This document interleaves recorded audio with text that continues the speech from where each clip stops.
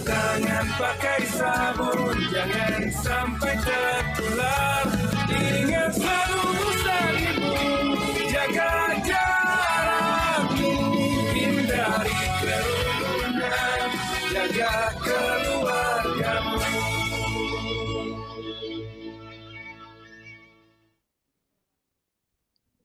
Halo pemirsa, bagaimana kabar Anda hari ini? Semoga tetap sehat dan tetap semangat dalam beraktivitas. Senang sekali saya Heri Trianto bisa menemani Anda kembali dalam bincang-bincang siang hari ini yang akan membahas mengenai sosialisasi iman, aman, imun hadapin COVID-19 yang disiarkan secara langsung dari Media Center Satuan Tugas Penanganan COVID-19 Geraha BNPB Jakarta. Hal terpenting dalam memutus mata rantai penularan virus COVID-19 adalah sinergi dari segenap lapisan masyarakat dalam melakukan perubahan perilaku dengan mentaati protokol kesehatan. Oleh karena itu, diperlukan peran serta seluruh lapisan masyarakat, termasuk kalangan pondok pesantren yang akhir-akhir ini menjadi salah satu klaster penyebaran COVID-19, seperti yang terjadi di beberapa daerah di Jawa Barat, Jawa Timur, dan DKI Jakarta.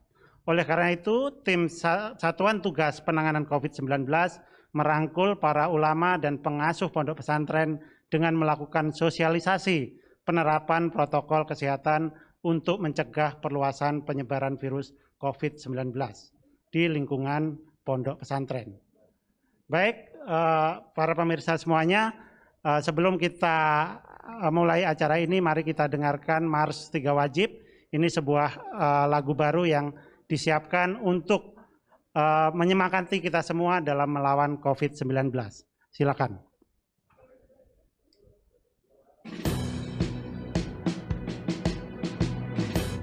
Jalani hari dengan 3 wajib, wajib iman, wajib aman, wajib imun. Berolahraga, riang gembira, mencegah kita jatuh sakit. Makanan bergizi tiap hari, tidur cukup itu pasti. Dan janganlah panik, berdoa tiada henti. Wajib iman, aman, imun. Pakailah maskermu, jagalah jarakmu, cuci tanganmu selalu. Kita raih bahagia dengan iman, aman, imun. Badan sehat, bangsa kuat. Kita raih bahagia dengan iman, aman, imun. Badan sehat, bangsa kuat. Baik pemirsa, sebelum kita mulai acara ini, mari kita patuhi protokol kesehatan dengan memakai hand sanitizer.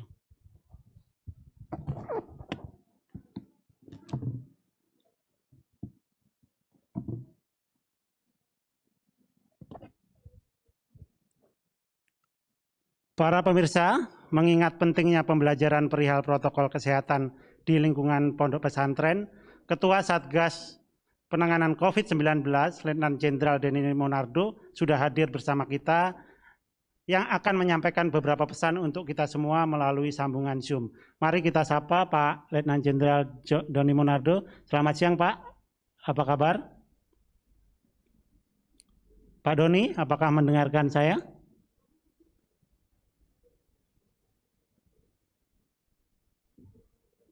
Selamat siang Pak Heri, saya dengarkan suara Pak Heri. Baik Pak, sehat Pak. Kami persilakan Bapak untuk menyampaikan sambutan untuk acara hari ini. Di bersama kita selain para jurnalis juga ada teman-teman dari Pondok Pesantren Darun Najah Pak. Silakan Pak. Terima kasih Pak Heri. Assalamualaikum warahmatullahi wabarakatuh. Selamat siang dan salam sejahtera untuk kita semuanya. Pertama-tama terima kasih kepada Bapak pimpinan Pondok Pesantren Darun Najah, yaitu Bapak Dr. Kiai Haji Sofwan Manaf, bersama dengan semua pimpinan dan para pengasuh yang telah berkesempatan untuk ikut berpartisipasi dalam program Satuan Tugas Penanganan COVID. Yang saya hormati juga Profesor Wiku, Dr. Sony, para pengasuh pondok pesantren, dan tentunya anak-anakku, adik-adikku, santri dari pondok pesantren Darun Najah. Pada kesempatan ini, selaku Ketua Satgas Penanganan COVID, kami mengaturkan terima kasih yang sebesar-besarnya kepada segenap lapisan masyarakat yang telah bekerja keras selama 7 bulan terakhir untuk bisa kita bersama-sama menghadapi COVID ini. COVID-19 ini adalah virus yang tidak kelihatan, tetapi kita rasakan dampaknya. Korban jiwa secara global telah mencapai lebih dari 1 juta orang. Yang terdampak atau yang terpapar COVID telah mencapai lebih dari 37 juta orang di seluruh dunia. Kemudian di tanah air kita sendiri, korban yang sudah terpapar COVID telah mencapai lebih dari 350.000 orang. Dan yang wafat sudah lebih dari 12.000 orang. Sebuah angka yang sangat besar sekali. Walaupun angka kesembuhannya pun mengalami peningkatan. Sudah ada sekitar kurang dari 275.000 warga negara kita yang telah sembuh dari bahaya COVID ini. Bapak pimpinan pondok pesantren dan para pengasuh serta adik-adik dan anak-anakku, santri semuanya, kita harus menyadari bahwa COVID ini ditularkan bukan oleh hewan, sebagaimana virus yang ditularkan pada saat flu babi dan flu burung. Untuk COVID, yang menularinya adalah manusia. Dan kita terpapar COVID bukan dari orang yang jauh, tetapi biasanya dari orang yang terdekat dengan kita, atau orang-orang di sekitar kita, bahkan keluarga kita sendiri. Dari data yang kami peroleh, 7% mereka yang dirawat di Wisma Atlet di Jakarta itu terpapar COVID bukanlah orang yang keluar rumah. Mereka semuanya berada di rumah sebagaimana himbauan pemerintah. Ternyata mereka pun terpapar COVID. Oleh karenanya kita harus menyadari bahwa COVID ini sangat berbahaya, terutama mereka yang memiliki penyakit penyerta atau lansia. Ini adalah kelompok rentan. Ketika mereka terpapar COVID, dampaknya bisa sangat fatal. Angka kematian yang juga berhasil dihimpun oleh Satgas sejak tanggal 13 bulan Maret sampai hari ini, 80-85% angka kematian itu adalah mereka yang kelompok rentan, yaitu lansia dan mereka yang punya penyakit penyerta. Oleh karenanya, sekali lagi kita harus mengajak masyarakat kita untuk betul-betul menjaga di sekitarnya. Dan biasanya anak muda, mereka yang mobilitasnya tinggi, ketika terpapar COVID relatif bisa sembuh dalam waktu yang tidak lama. Karena anak muda dengan tubuh yang sehat akan tahan menghadapi penyakit ini. Tetapi sekali lagi mereka yang rentan untuk COVID inilah yang sangat-sangat berbahaya. Kami dari masyarakat semua untuk patuh kepada protokol kesehatan supaya kita aman. Ya, supaya kita aman, kita patuh pada protokol kesehatan. Apa itu? Yaitu memakai masker, menjaga jarak dan menghindari kerumunan, serta mencuci tangan sesering mungkin dengan menggunakan sabun dan air mengalir. Atau kalau tidak ada tempat cuci tangan yang layak, bisa menggunakan hand sanitizer, seperti yang tadi dipraktekkan oleh Prof. Wiku dan Pak Heri. Tetapi itu saja belumlah cukup. Harus dilengkapi dengan meningkatkan keimanan dan ketakwaan kita kepada Allah Subhanahu wa taala, kepada Tuhan Yang Maha Kuasa. Kita harus bersabar, menghadapi musibah ini. Dengan bersabar diharapkan kita bisa mengendalikan diri. Kita diminta untuk patuh kepada protokol kesehatan. Belumlah sebanding dengan perjuangan, pengorbanan, dan penderitaan para dokter yang merawat pasien di rumah sakit untuk melayani pasien. Apakah itu pasien COVID maupun pasien non-COVID? Karena ternyata tidak sedikit dokter umum yang juga akhirnya wafat karena melayani pasien yang bukan pasien COVID. Ternyata tanpa diketahui pasien tersebut adalah OTG, orang tanpa gejala. Yang mana orang tanpa gejala pun dapat menulari orang-orang yang lain, termasuk para dokter.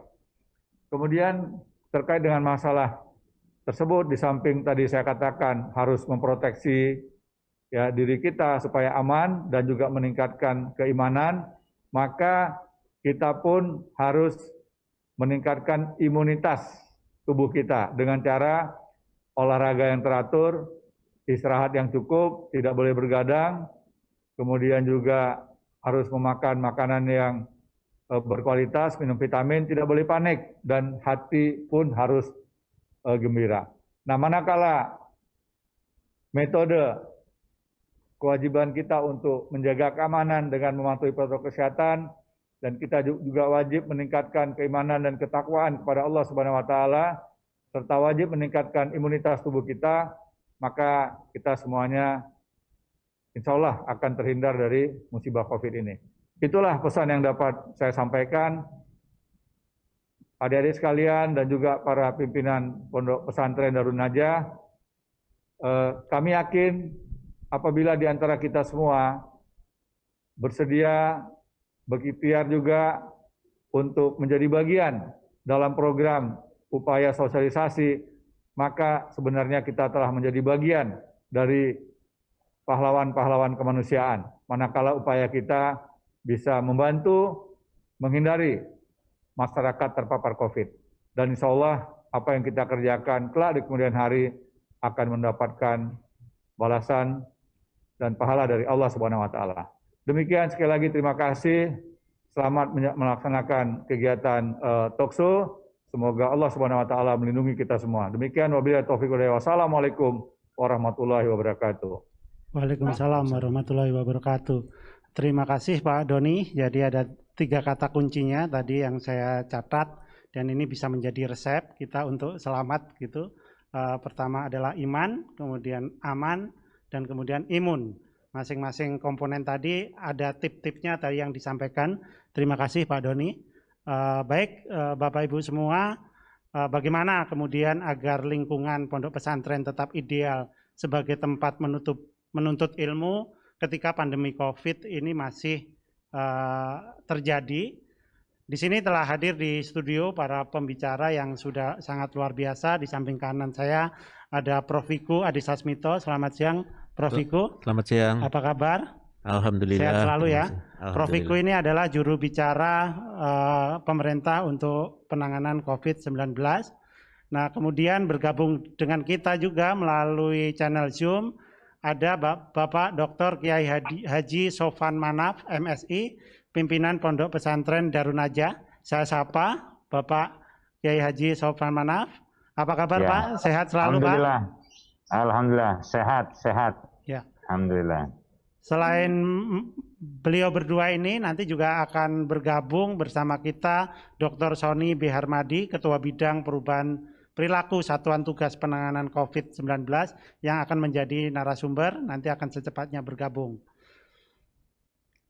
Para pengurus pondok pesantren dan pelajar atau santri dari berbagai daerah di Indonesia yang sudah bergabung di sini, terutama yang dikoordinasi oleh Pak Kiai Sofwan Manaf. Sebagai informasi, kondisi studio kami telah disanitasi, jadi mikrofon yang saya pakai, Prof. Wiku pakai ini kami gunakan juga sudah terdisinfeksi dengan baik, dan kami juga senantiasa menjaga jarak. Talkshow ini juga akan memperhatikan protokol kesehatan dan ditujukan untuk semua kalangan. Baik, saya mulai dengan pertanyaan untuk Prof. Wiku. Bagaimana Prof sebenarnya kondisi terkini penanganan kasus COVID-19 ini hingga hari ini? Ya, baik. Terima kasih Pak Heri. Jadi seperti tadi sudah dijelaskan oleh Ketua Satgas penanganan COVID bahwa memang kasus jumlah kumulatifnya memang tinggi, tetapi sekarang angka kesembuhannya juga sudah meningkat. Angka kasus aktifnya juga sudah relatif turun dan bahkan sudah di bawah rata-rata dunia, dan angka kesembuhannya sudah di atas rata-rata dunia. Namun angka kematiannya masih sedikit di atas rata-rata dunia, dan ini adalah pekerjaan kita semuanya. Jadi setelah 7 bulan ini rupanya kondisinya lumayan berhasil, dan kita tidak boleh lengah untuk terus waspada dan mengedepankan menjalankan protokol kesehatan 3M tersebut. Mungkin Prof. Wiku sedikit eksplor tentang apa yang dimaksud lebih baik dari rata-rata dunia tadi, dari sisi angka kesembuhan misalnya. Ya. Jadi kalau kita lihat angka kumulatif dunia yang sering disampaikan oleh semua pihak termasuk kumulatif di Indonesia, maka setiap penambahan kasus pasti angkanya naik karena berupa kumulatif. Dan sekarang kami menyampaikannya dalam bentuk kasus aktif, di mana kasus aktif ini adalah masyarakat yang sedang sakit atau pasien yang sedang dirawat di rumah sakit. Maka angkanya semakin lama semakin turun, dan harus kita tekan terus dengan testing yang banyak. Tetap angkanya harus tetap turun. Berarti yang sakit harus bisa jadi sembuh. Dan angka kesembuhannya makin lama makin naik.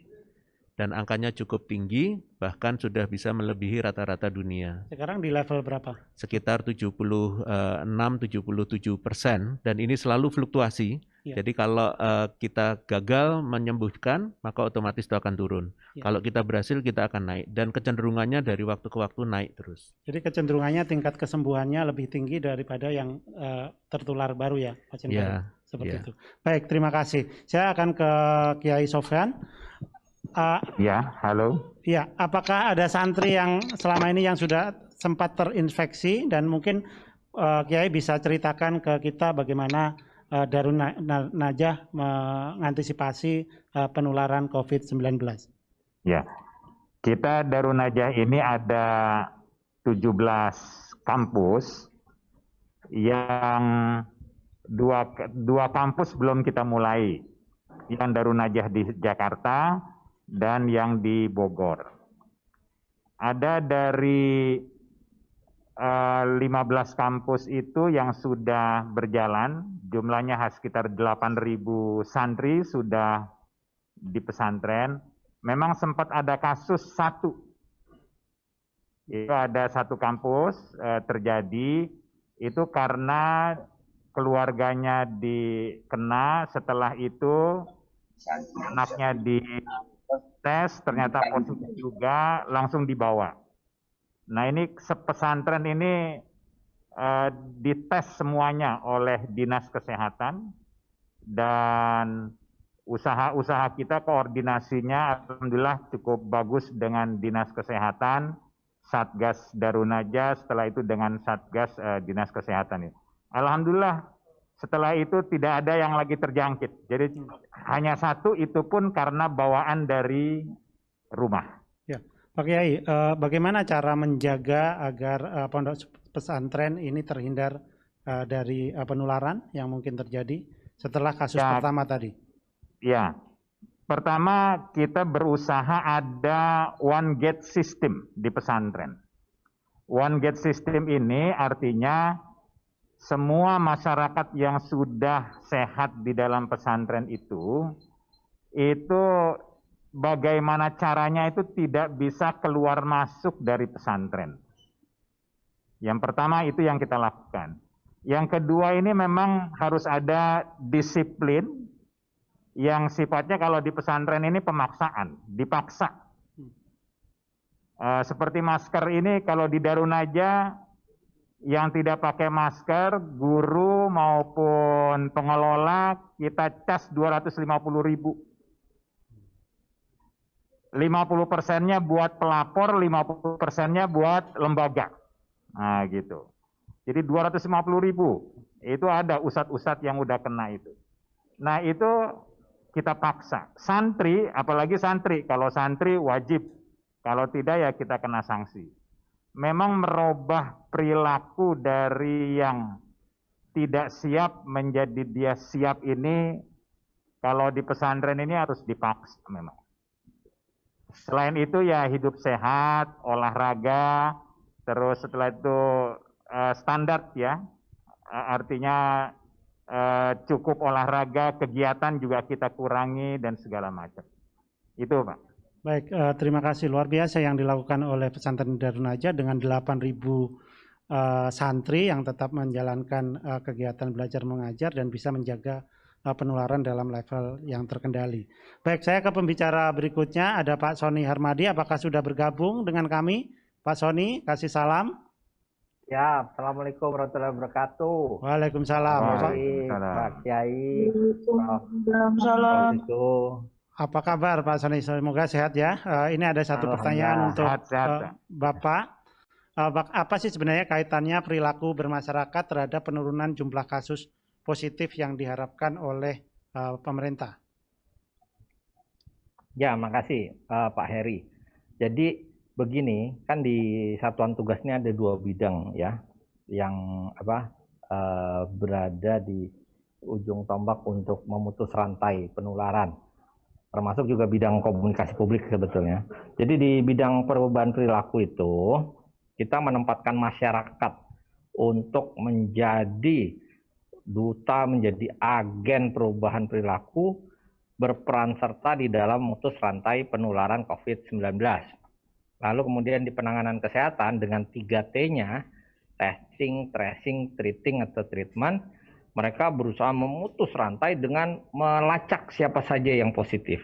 Nah, kalau di perubahan perilaku dengan 3M, memakai masker, menjaga jarak, dan mencuci tangan pakai sabun, itu kita berusaha memutus rantai penularan COVID-19. Dengan mematuhi protokol kesehatan, diharapkan orang tidak lagi tertular. Tapi dibutuhkan totalitas. Jadi alhamdulillah 7 bulan kita belajar menghadapi pandemi ini Pak Kiai, semakin lama semakin baik respon masyarakat dan semakin baik kesadarannya. Hal ini terlihat dari data tadi, menunjukkan bahwa kebiasaan memakai masker meningkat, lalu kemudian menjaga jarak juga membaik, lalu kemudian juga mencuci tangan pakai sabun juga membaik. Hanya saja memang yang selalu rendah dari dulu adalah kemampuan kita menjaga jarak dan menghindari kerumunan. Itu yang menjadi masalah. Nah, salah satu komponen masyarakat yang penting adalah pendidikan termasuk pesantren. Karena satuan pendidikan termasuk pesantren itu kita harapkan menjadi garda terdepan tuh, ujung tombak di dalam mendorong perubahan perilaku di masyarakat.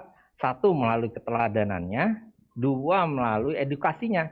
Jadi karena beliau-beliau ini kaum cendekia, kita berharap bisa selain menerapkan untuk dirinya, juga memberikan pengetahuan bagi masyarakat sekitarnya. Jadi Pak Kiai, terima kasih banyak tadi, luar biasa itu menurut saya. Apalagi kalau di seluruh pesantren dibentuk yang namanya Satgas penanganan COVID-19. Ya, jadi dengan adanya Satgas COVID tadi, selain secara internal pesantren menjaga dirinya jangan sampai tertular, mematuhi protokol kesehatan dan menjadi teladan bagi masyarakat sekitarnya. Secara eksternal, teman-teman di pesantren juga dimohon bantuannya untuk melakukan edukasi bagi masyarakat sekelilingnya. Kalau santri, para kiai menjadi teladan bagi masyarakat sekelilingnya, itu luar biasa. Jumlahnya juga sangat banyak yang terpengaruh. Jadi terima kasih pesantren, terima kasih Darun Najah, tempatnya Pak Kiai Taufan ini yang telah menjadi teladan. Nah, ini contoh bagus Pak Heri, nanti bisa kita jadikan good role model ya, contoh bagi tempat-tempat lain dalam mematuhi protokol kesehatan. Lumayan ini ya, kaget juga tadi saya waktu mendengar bahwa hanya ada 1 pintu ya, one gate policy. Jadi ya, itu juga yang kita terapkan pada pasar Pak sekarang, mencoba untuk tempat masuk dan tempat keluar itu berbeda dan punya penjagaan yang lebih ketat sehingga kita bisa memonitor pergerakan orang dengan baik. Gitu kira-kira Pak Heri. Ya. Baik, terima kasih Pak Sony, luar biasa penjelasannya.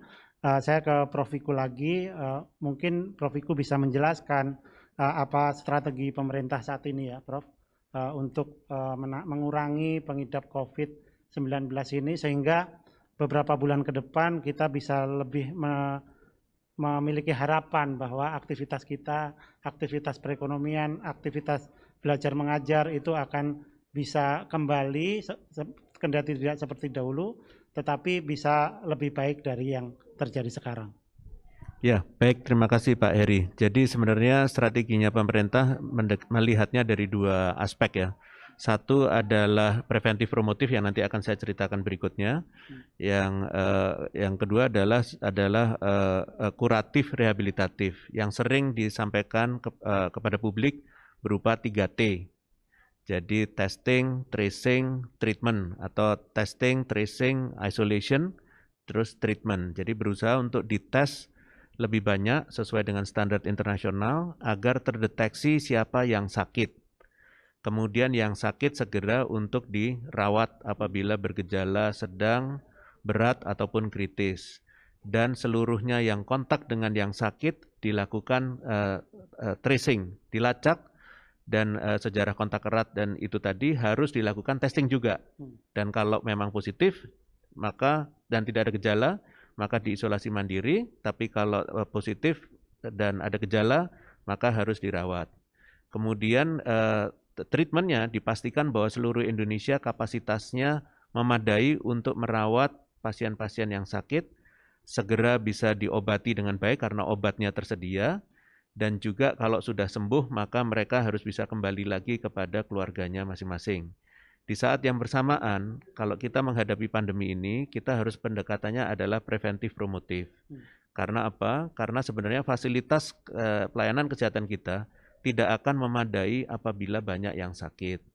Caranya adalah mencegah dengan 3M, dan itu adalah hal yang sangat penting supaya tidak jadi sakit. Dan pemerintah sudah melakukan beberapa inisiatif termasuk acara-acara mensosialisasikan 3M dengan cara berbagai macam seperti dengan pesantren seperti ini, kemudian sosialisasi di TV, di radio, semuanya dilakukan agar betul-betul masyarakat itu patuh. Nah, pendekatan perubahan perilaku yang dilakukan ini dengan komunikasi publik yang masif di Indonesia, harapannya semakin banyak orang yang sadar dan kita sudah melakukan survei dan menunjukkan bahwa kondisinya ternyata masih cukup besar juga populasi di masyarakat Indonesia yang tidak percaya tentang COVID ini, padahal korban sudah banyak. Ini adalah tugas kita bersama untuk bisa meyakinkan mereka, dan untuk itu target kita beberapa bulan ke depan kita pastikan bahwa semakin banyak orang yang berubah perilaku dan konsisten secara kolektif. Harapannya kasusnya harusnya turun di situ. Jadi Demikian. garda terdepan dari penanggulangan ini sebenarnya di perubahan perilakunya ya? Ya, betul. Jadi yang paling penting itu adalah perubahan perilaku karena virus ini hanya bisa menular melalui kontak. Ya. Dan kontak itu melalui masuknya melalui mata, hidung, dan mulut. Ya. Jadi kalau kita pakai masker, otomatis sudah sangat menghindari, semua orang pakai masker, pasti akan sangat mencegah. Yang kedua kita jaga jarak, jadi nggak bisa dropletsnya kemana-mana. Okay. Dan yang ketiga kita cuci tangan, terutama pada jari-jari kita sebelum menyentuh mata, hidung, dan mulut. Jadi kalau itu dilakukan dengan baik, sebenarnya semuanya akan terproteksi dari penularan. Ya, tadi Prof. Wiku juga menyinggung soal testing sama tracing gitu. Nah, mungkinkah gitu para kiai-kiai di pesantren itu bisa mendapatkan fasilitas testing, kemudian mereka juga bisa melakukan tracing jika terjadi penularan di lingkungan-lingkungan pondok pesantren? Ya, jadi lingkungan pondok pesantren ini sangat penting karena jumlah pesantren di Indonesia itu banyak sekali dan pesertanya banyak, santrinya, pengelola, para guru itu cukup banyak di pesantren di Indonesia. Tentunya tadi sudah diceritakan oleh Pak Kiai Sohwan bahwa cara pesantren Darun Najah itu adalah memastikan bahwa keluar masuknya santri itu betul-betul dikendalikan. Dan ternyata yang tertular biasanya karena ada kontak dengan yang luar. Ya. Maka dari itu sebelum sampai ke testing, tracing, dan treatment, pastikan bahwa pengendalian keluar masuk dari santri atau siapapun yang ada di pesantren itu dijaga betul. Ya. Jadi masuknya betul, kalau dari liburan misalnya pastikan mereka sehat Ya. dan ada tesnya, Ada testing di situ ya, testing, dites sebelum dan masuk. terus dilakukan isolasi mandiri dulu, dipastikan supaya betul-betul tidak menular. Kemudian bisa beraktivitas. Nah, begitu juga kalau mereka nanti keluar, pastikan bahwa mereka memang ke tempat-tempat yang memang sehat dan membawa perilaku yang positif juga, sehingga semuanya akan terpengaruh. Apakah mereka bisa dapat testing atau enggak? Tentunya pihak pondok pesantren mungkin Pak Kiai bisa menceritakan bagaimana apa yang dilakukannya di sana. Dan sebenarnya dengan melakukan protokol kesehatan yang ketat dan cara seperti itu tadi, itu sebenarnya testingnya pun juga tidak perlu sering-sering. Karena yang perlu sering dilakukan apabila interaksi dengan potensi orang tertular, itu yang harus dicegah. Ya. Benar, jadi di pencegahannya tadi dilakukan sangat baik oleh Darun Najah. Saya kembali ke Pak Kiai Sofyan. Bagaimana kegiatan belajar mengajar berjalan di pondok pesantren selama masa pandemi ini? Mungkin Kiai bisa menceritakan sehingga penularan bisa ditangani dan dikendalikan dengan sangat baik. Kita ada dua. Yang pertama memang ada yang masih dengan pengajaran jarak jauh. Ya. Pengajaran jarak jauh ini alhamdulillah berjalan dengan baik, dikontrol dan sebagainya. Nah, yang sudah hadir atau luring mereka masuk asrama ini, itu diharapkan yang masuk itu dengan 4 tahapan kalau di Darun Najah itu. Mereka membawa rapid test dulu ya, membawa rapid test pada bulan Juli. Setelah itu di pesantren dia harus isolasi lagi. Sebelum masuk pesantren juga dia 2 minggu di rumah harus isolasi lagi. Jadi ada 4 tahap. Bahkan yang terakhir, ini yang di cabang kami yang baru datang ini juga pakai namanya swab antigen. Antigen, iya betul. Nah, ini juga perlu dijelaskan juga, saya minta dengan COVID. Apa bisa swab antigen ini disupport oleh pemerintah terhadap lembaga-lembaga pendidikan seperti pondok pesantren. Karena sementara ini kita masih mandiri. Karena saya lihat swab antigen ini cukup murah biayanya, tidak semahal jutaan begitu dan lebih cepat. Ya. Ini yang kita lakukan. Selain itu juga yang di Darun Najah ini yang sudah berjalan, itu one gate system itu memang sangat bagus karena membatasi orang keluar masuk.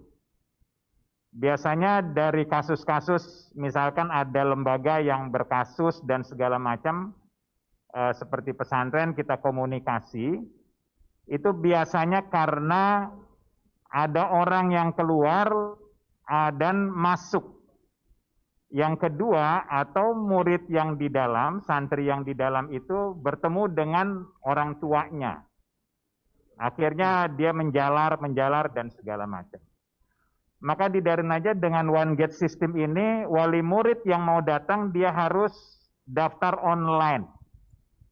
Karena dibatasi seminggu itu hanya 80 wali murid, hanya 80 seminggu dalam seminggu itu. Nah itu pun setelah bertemu dia harus 2 meter jaraknya. Nggak boleh pelukan, nggak boleh ini segala macam gitu.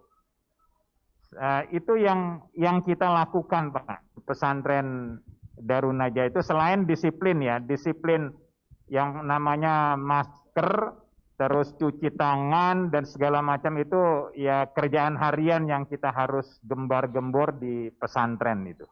Luar biasa Pak Kiai. Ya. Saat ini ada berapa persen santri yang melakukan belajar langsung di pondok dari 8.000 tadi? Kita semuanya murid ini dengan cabang itu kan 13.500. 8.500-nya itu sudah belajar di lokasi masing-masing. Jadi ada yang 1.000, ada yang 2.000, itu ada yang 500 dan segala macam itu.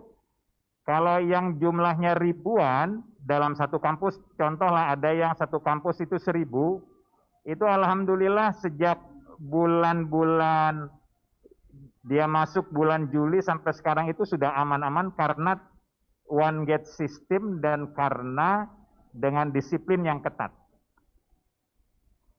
Tapi ada juga yang jumlahnya nggak terlalu banyak, begitu.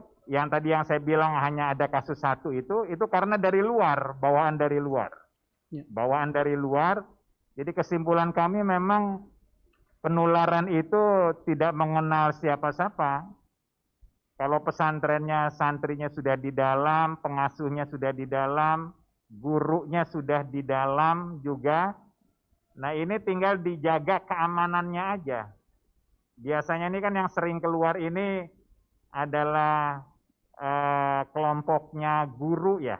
Kelompoknya guru, pengelompoknya pengelola. Kalau santri, insya Allah taatnya lebih tinggi lah.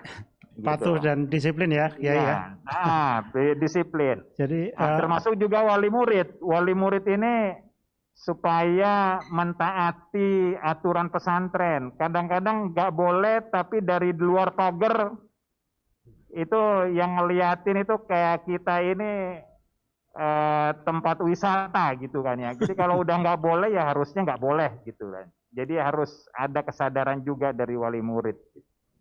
Baik, Pak Kiai, terima kasih bisa menjadi role model ya, Prof. Wiku ya, apa yang dilakukan oleh Darun Najah ini, bagaimana mengendalikan bencana ini. Tadi ada pertanyaan dari Pak Kiai Sofwan bagaimana soal antigen, swab antigen, itu mungkin bisa dijelaskan singkat sebelum saya ke Pak Sony, sama kemungkinan apakah mungkin tes itu dilakukan kepada para pengasuh pondok pesantren tadi.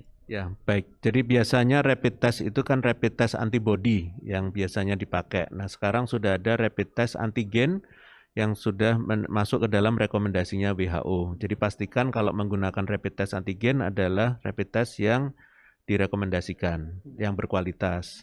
Dan memang gunanya rapid test antigen itu lebih cepat mengidentifikasi virusnya, antigennya, bukan antibodinya yang muncul belakangan. Jadi memang tesnya juga bisa lebih cepat. Akurasinya juga relatif baik, begitu. Nah, apakah ini bisa dibiayai oleh pemerintah atau tidak? Betul. Jadi sebenarnya begini, kembali lagi tolong dipahami tentang prinsip preventif promotif dan kuratif. Jadi sebenarnya dengan one gate policy yang dilakukan di Darun Najah sebagai contoh pesantren yang baik, itu sebenarnya testing itu yang berupa screening, untuk rapid test itu kan untuk screening sebenarnya. Kalau dari pertama sudah di-screen dan terus ada kegiatannya di dalam terus tidak keluar dan tidak berinteraksi, sebenarnya sudah tidak perlu melakukan rapid test lagi. Tapi kalau ada interaksi, orang mau masuk, ada kontak, itu yang harus di rapid test. Jadi kalau mau mengelola harusnya dalam kondisi pandemi, harusnya dan kasusnya terkendali, bisa dibiayai mandiri oleh pesantren itu sendiri. Tetapi apabila kasusnya naik, di komunitas itu di mana pesantren itu berada, tentunya itu nanti akan menjadi tanggung jawab pemerintah juga untuk bisa mengendalikan kasusnya melalui rapid test. Baik, terima kasih Prof. Wiku. Pak Sony masih ada di sana ya. Pak Sony, tadi kan apa yang dilakukan oleh pesantren Darun Najah tadi udah luar biasa, udah bisa jadi role model. Tapi saya pengen mengeksplor ke Pak Sony, ada nggak kira-kira tips tambahan yang bisa dilakukan anak-anak muda dalam pesantren ini maupun pengasuhnya, sehingga mereka bisa mempertahankan pesantren mereka itu sebagai steril dari penularan? Iya, jadi baik. Terima kasih Pak Heri. Begini, sebetulnya model pendidikan boarding school itu lebih aman karena kita bisa melokalisir kan, dalam artian kalau mereka memang sudah dites semua, kita yakin mereka aman, mereka bisa berinteraksi dan beraktivitas dengan biasa. Nah, kemudian masukan kami juga mungkin Kiai Sofwan bahwa perlu sementara waktu ini dihindari makan minum bersama, terutama menggunakan alat makan yang sama atau juga kemudian makan prasmanan secara bersama. Kami saja sudah menyarankan agar dalam kegiatan-kegiatan itu kita tidak makan secara prasmanan tetapi kotakan. Lalu kemudian juga yang juga penting tadi adalah mengupayakan semua penggunaan fasilitas pribadi, misalkan alat sholatnya, perlengkapan ibadahnya, itu digunakan sendiri-sendiri, tidak bercampur. Lalu kemudian juga mencuci peralatan ibadah pribadi yang digunakan secara rutin. Jadi meyakinkan bahwa semuanya bersih ya. Lalu juga Pak Kiai ini sudah luar biasa lah menurut saya, ini hanya saling mengingatkan saja. Melakukan aktivitas fisik juga sangat penting, misalkan seperti senam setiap pagi, olahraga, kerja bakti kan bagian dari olahraga juga, menjaga kebersihan juga. Yang juga kami mohon mungkin karena pesantren Darun Najah ini sudah luar biasa, nanti bisa melalui daring ataupun medsos, para santrinya bisa berbagi dengan santri-santri yang lain di luar Darun Najah, bagaimana kita bisa menjalankan protokol kesehatan, kita tetap dengan iman, tapi juga aman, dan meningkatkan imun tadi dengan beberapa cara. Jadi praktek baik yang sudah dilakukan oleh teman-teman pesantren Darun Najah di bawah asuhan Kiai Haji Sofwan ini luar biasa menurut saya. Dan ini bisa menjadi sebuah pedoman ya, bagaimana penerapan protokol kesehatan di pesantren. Dan ini sudah terbukti soalnya. Kalau mungkin kita menyusun pedoman tanpa dasar bukti pengalaman, mungkin belum tahu hasilnya. Tapi kan ini sudah terbukti dengan one gate policy tadi.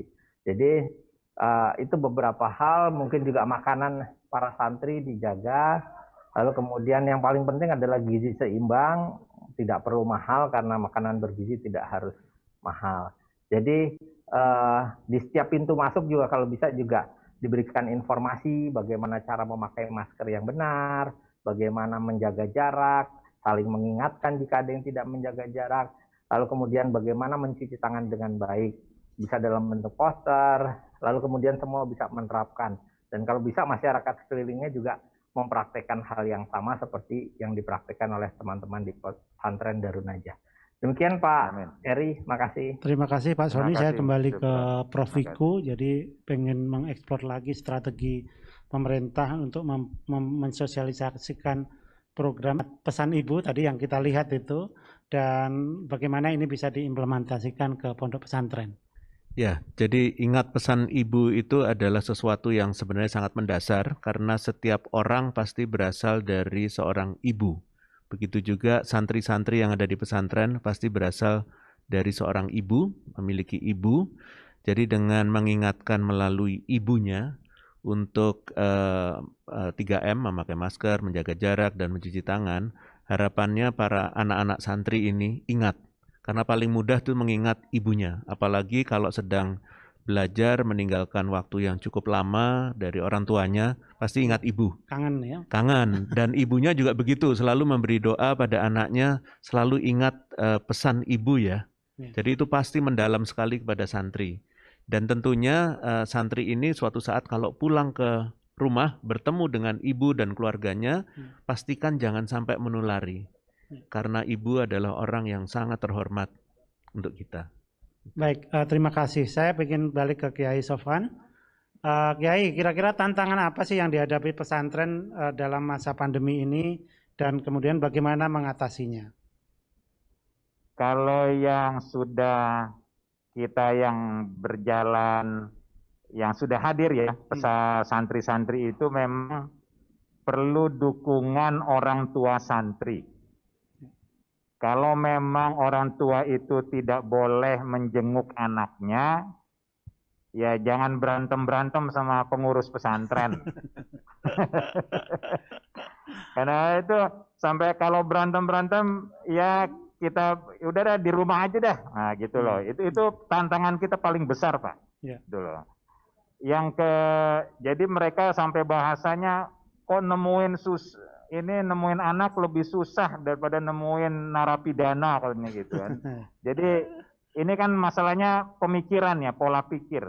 Jadi kita minta dukungan orang tua santri kalau memang masa-masa pandemik, kalau bisa sudahlah doakan saja lebih aman. Kalau mau dikirim makanan segala macam kan tetap boleh, hanya memang kita mengurangi resiko. Nah, yang kedua ini memang disiplin orang dalam ya, tantangan kita ini. Pengelola, guru, kita sih sampai sekarang sudah ketentuan guru yang di luar harus tinggal di dalam pondok Pak. Karena kita lihat itu salah satu itu pembawa. Alhamdulillah yang sekarang yang sudah luring ini, yang sudah offline, gurunya tinggal di dalam pesantren. Ya. Yang tidak bisa di dalam pesantren, itu dia online dengan murid yang di dalam pesantren. Nah itu usaha-usaha kita yang selama ini alhamdulillah berjalan. Jadi tantangannya ya tadi yang paling penting nomor 1 itu tadi. Kalau yang nomor 3, dukungan Satgas Nasional dan Kabupaten, saya rasa secara nasional lembaga pendidikan pesantren ini kan bagian dari proses pendidikan anak bangsa. Jadi perlu perhatian karena mereka sudah berproses belajar, sehingga kalaupun ada kasus, kalau ada kasus ini kan setelah ikhtiar ini kan namanya musibah. Janganlah politikus-politikus ataupun tokoh-tokoh itu malah menjatuhkan pesantren. Ada yang bilang pesantren ini kan limbahnya wabah. Gitu. Padahal juga kita juga sebenarnya sudah berusaha. Saya yakin teman-teman kiai-kiai itu sudah berusaha. Hanya memang karena jadi musibah, akhirnya kan dilemahkan dengan yang lainnya. Jadi kita minta dukungan dari semua pihak untuk pelaksanaan yang ada ini. Ya. Syukron. Terima kasih. Ada 3 tantangan tadi, tantangan orang tua, ibu-ibu yang atau orang tua yang pengen menjenguk. Kemudian bagaimana menjaga para pengajar untuk tetap ada di asrama. Yang ketiga tadi, bagaimana faktor luar yang kemudian sebenarnya bisa kontraproduktif dalam upaya pesantren untuk menghadapi penularan. Kalau ke Prof. Wiku, kira-kira apa Prof, tantangan dari Prof. Wiku dan pemerintah itu dalam menangani COVID-19? Ya. Baik, jadi saya langsung hubungkannya dengan pesantren saja karena konteksnya pesantren. Pesantren di Indonesia ini banyak sekali, tapi semua tadi sudah mendengar. Contoh dari apa yang dilakukan oleh pesantren Darun Najah itu adalah contoh yang baik, yang sebenarnya kalau dilakukan oleh pesantren-pesantren lainnya, bahkan yang punya ribuan atau ratusan pun, tetap efektif. One gate policy itu tadi. Jadi jangan terlalu sering orang keluar masuk pesantren atau kontak dengan orang-orang yang di dalam. Kalau sudah di dalam, ya sudah di dalam saja untuk waktu tertentu. Kalau nanti sudah saatnya untuk pulang atau interaksi, nah itu harus betul-betul di screening dengan baik. Screening itu biaya. Jadi sebenarnya dalam kondisi pandemi, persis seperti yang tadi disampaikan oleh Pak Kiai, ya sudah di dalam saja. Serahkan saja kepada pengurus dari pesantren, anak-anak itu ada di situ. Sambil berdoa, mendoakan supaya keadaannya menjadi lebih baik. Dan nanti kalau memang perlu, kembali lagi, screening. Dan ketat, kalau pengajar harus ada di dalam. Soalnya kalau enggak, yang membawa itu adalah pengajar karena keluar. Nah itulah yang guru-guru itu. Jadi itu yang berbahaya. Tapi apa yang dilakukan oleh pesantren Darun Najah tadi adalah contoh yang betul. Sehingga pesantren bisa melakukan aktivitasnya kembali dengan cara ketat seperti itu. Baik, Prof. Wiku, sekarang kita tinggal punya waktu sekitar 10 menit dan kita sampai pada sesi yang ditunggu-tunggu. Pertanyaan untuk adik-adik santri yang sudah bergabung di sini, lebih dari 200 santri di Darun Najah. Pertanyaan pertama untuk Prof. Wiku nih, dari Jamin Ulin Nuha. Bagaimana tanggapan tentang obat-obatan herbal yang dapat menyebabkan COVID-19 dan apakah aman untuk dikonsumsi? Mungkin obat-obatan herbal itu menyembuhkan COVID kali yang dimaksud ya, bukan menyebabkan COVID. Dan apakah aman untuk dikonsumsi? Gimana Prof? Baik, jadi ramuan herbal, saya mungkin nggak sebut sebagai obat herbal, ramuan herbal itu pasti ada manfaatnya. Pakai saja yang memang sudah kearifan tradisional, kunyit, temulawak, dan lain-lain. Itu sudah biasa kita pakai. Kalau mengkonsumsi terlalu banyak pasti tidak sehat. Dan kalau kita dalam keadaan sakit mengkonsumsi itu juga efeknya juga tidak terlalu tinggi. Maka dari itu pastikan badan itu sehat. Mengkonsumsi herbal itu baik karena itu bisa meningkatkan imunitas tubuh. Karena fungsinya herbal itu adalah meningkatkan imunitas.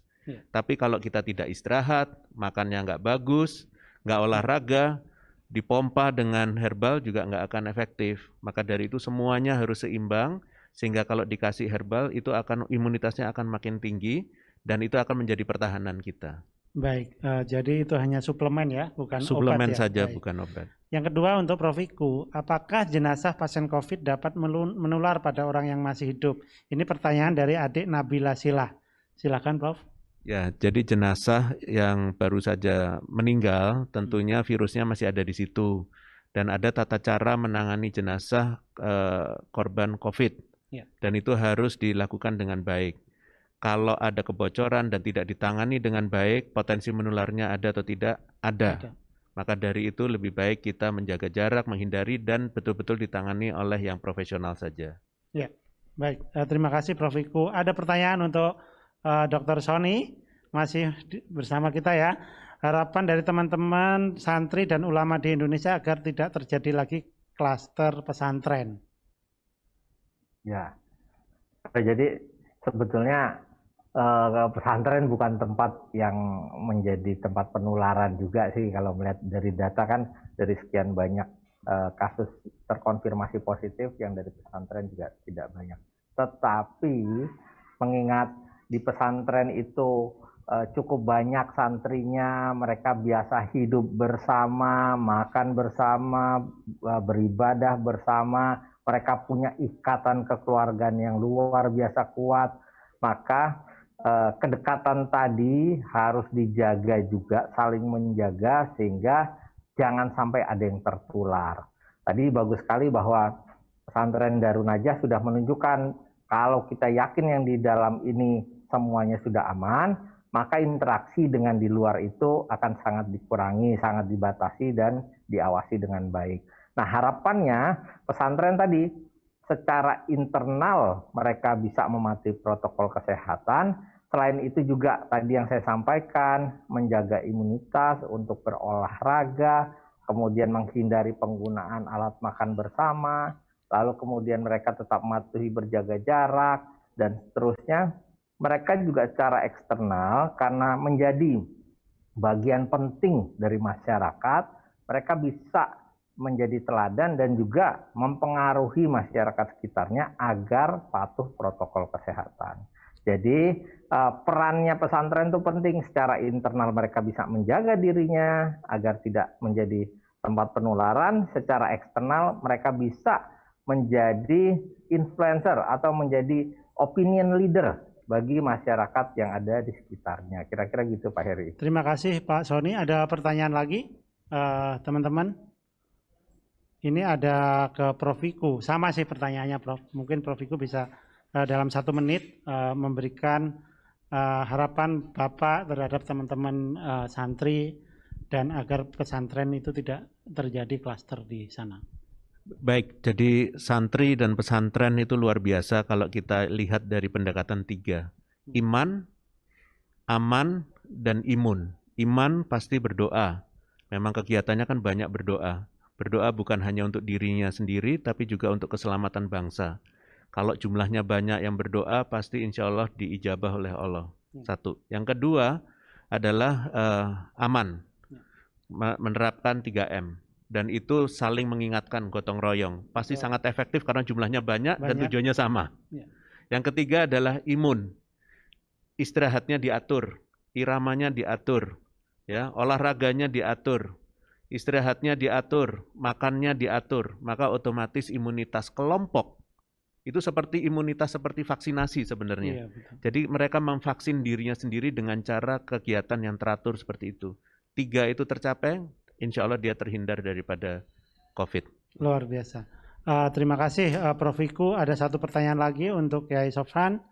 Kiai pengasuh pondok pesantren dan teman-teman ini membutuhkan kira-kira arahan dari Kiai Sofran ke teman-teman adik-adik santri ini. Boleh diberikan dalam 2 menit, Prof?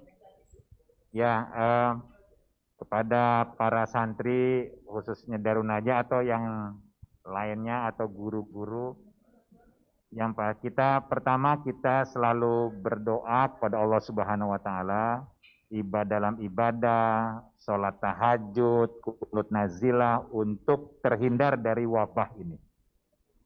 Itu yang mungkin bagian dari iman. Nah, kalau aman ini, kalau bahasa pesantrennya nih harus ikhtiar, usaha. Usahanya adalah menjaga keselamatan bagian daripada kewajiban agama. Jadi anak santri harus tadi yang sudah disarankan Prof. Wiku atau Dr. Sony atau media-media lain harus dilaksanakan. Pakai masker, jaga jarak, setelah itu harus cuci tangan, hidup sehat, dan segala macam itu. Yang lain daripada itu, kalau yang sudah offline di pesantren, jangan lengah terhadap protokol kesehatan. Ini biasanya kalau yang sudah masuk pesantren itu lebih lengah daripada yang di luar. Nah, kelengahan ini selain pesantren juga berusaha di masing-masing, tapi juga harus ada kesadaran dari diri masing-masing. Ya. Terima kasih. Jadi pesannya jangan lengah, tetap jaga disiplin dan kepatuhan menjalankan protokol kesehatan. Para pemirsa semuanya, tak terasa kita hampir 1 jam itu melakukan diskusi dan kita sampai pada penghujung acara. Semoga bincang-bincang hari ini bermanfaat untuk kita semua. Saya ucapkan terima kasih yang sebesar-besarnya pada semua narasumber yang di sini, Prof. Wiku yang ada di studio, kemudian ada Dr. Sony yang melalui Zoom, kemudian Kiai Sofwan, dan adik-adik semua yang ada di sini. Jangan lupa pemirsa semua, adik-adik di pesantren untuk selalu memakai masker, menjaga jarak dan menghindari kerumunan, mencuci tangan pakai sabun dengan air yang mengalir. Pesan Pak Doni, ingat pesan Ketua Satgas Penanganan COVID-19, Bapak Doni Monardo, apa yang kita lakukan agar disiplin dan patuh memakai masker, menjaga jarak dan menghindari kerumunan, serta mencuci tangan tidak sebanding dengan beratnya perjuangan para dokter dan tenaga kesehatan yang merawat pasien di rumah sakit. Mereka yang mengabaikan protokol kesehatan sehingga menimbulkan korban jiwa bukan hanya dimintai pertanggungjawaban di dunia, tetapi juga di akhirat. Saya akhiri talkshow kali ini, saya Heri Trianto bersama tim yang bertugas dan para pembicara pamit undur diri. Selamat siang, wassalamualaikum warahmatullahi wabarakatuh. Ingat pesan ibu, pakai maskermu, cuci tangan pakai sabun, jangan sampai tertular. Ingat selalu pesan ibu, jaga jarakmu, hindari kerumunan, jaga keluargamu.